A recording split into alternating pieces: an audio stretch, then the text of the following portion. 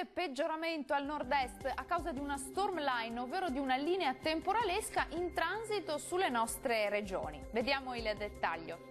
Sul Veneto cieli nuvolosi sulle aree alpine e prealpine e localmente anche verso le alte pianure, con locali rovesci e temporali.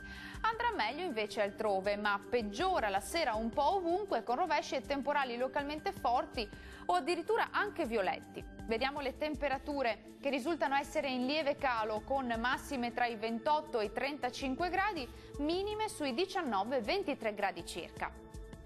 Andiamo ora a vedere che tempo farà sul Friuli Venezia Giulia.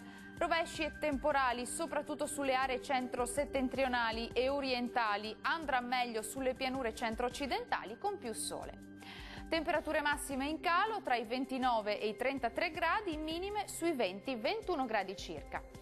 E concludiamo con uno sguardo alla situazione del Trentino Alto Adige. Molte nubi con rovesci e temporali diffusi su tutto il territorio, localmente anche forti. Meglio con più schiarite in giornata sul sud trentino.